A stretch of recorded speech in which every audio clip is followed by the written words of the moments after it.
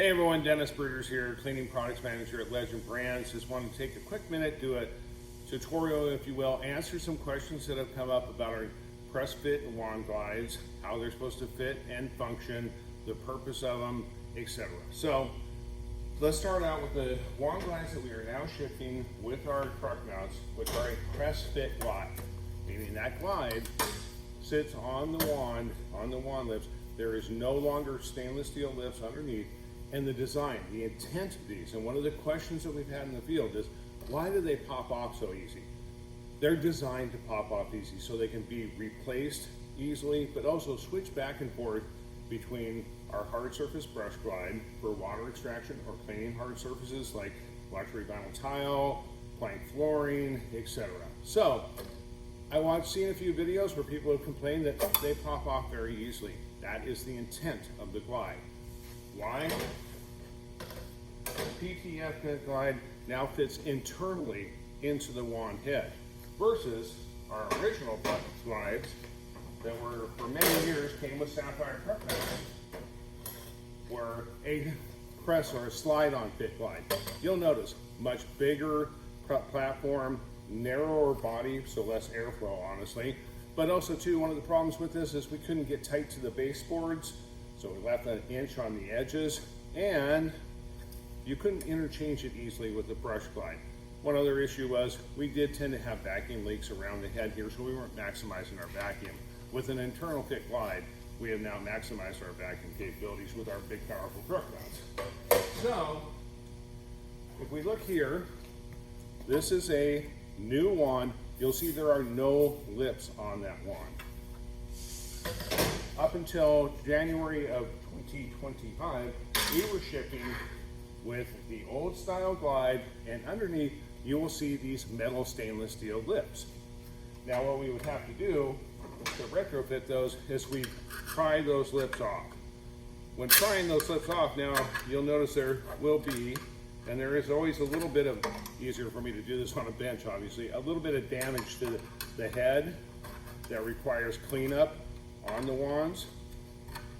Get this pulled off here. And you can see it's not an entirely easy function to get these old glides off here. And when you're doing that, you are definitely doing a little distorting of the head and the gap in between. So what we recommend, if somebody has one of our older wands and they're putting the new glide on, check your fit, which we'll discuss here in a section, but start with a little bit of emery cloth or light sandpaper found in everybody's toolbox, available at any hardware store. Run it down the edge to deburr that edge. Get the burrs off.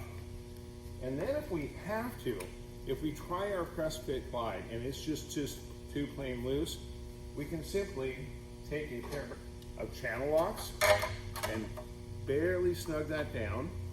My preferred method, and almost every shop's got one in it, it's just a regular bench vise. I'll take a towel, a rag, put my rag in, a second. Put a rag in the jaws of the vise. Then I can simply take the head, put the head into the center of the head, and slightly tighten down. This may take 2 or 3 times so you get the right feel for it, but this gives you very accurate control. All we're trying to do is barely tighten those tolerances up. Now, have people ask, why not just make it tighter from the get-go? Well, the beauty of our press fit glides is they are made out of PTFE, aka Teflon. PTFE is very slick, moves nicely across the carpet when it's lubricated with free spray.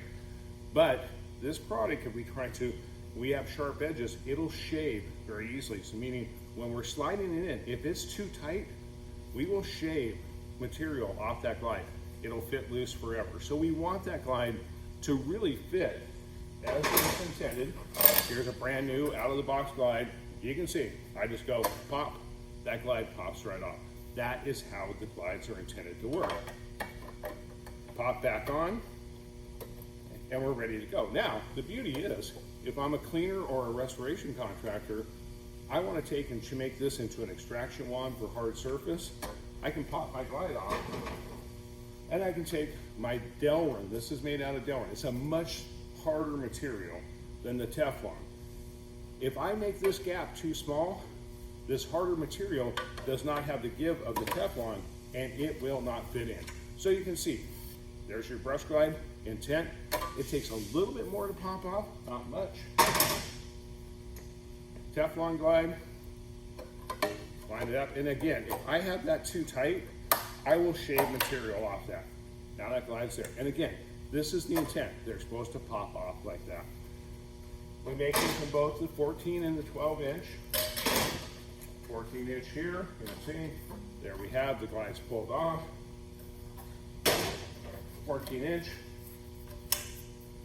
with our old glide on. You can see the fatter profile. So big advantages for the customer, better performance. They can change in between brushes and regular glides for carpet. So if they're in a house cleaning room to room, they can change. I think it's just a matter of we need to educate the industry a little bit. The glides are intended to press on easily and press off easily.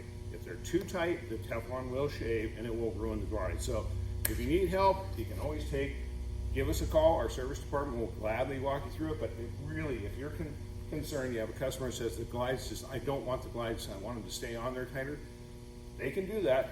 They can tighten up that gap. But I will say, with the caveat, they will probably cause shaving of the glide, the Teflon glide, which will end in premature failure of the product, and they will have to purchase a new glide. So I hope that clears up kind of cleans the air of that deal. And if you have any questions, feel free to give me a call. Have a great day, guys.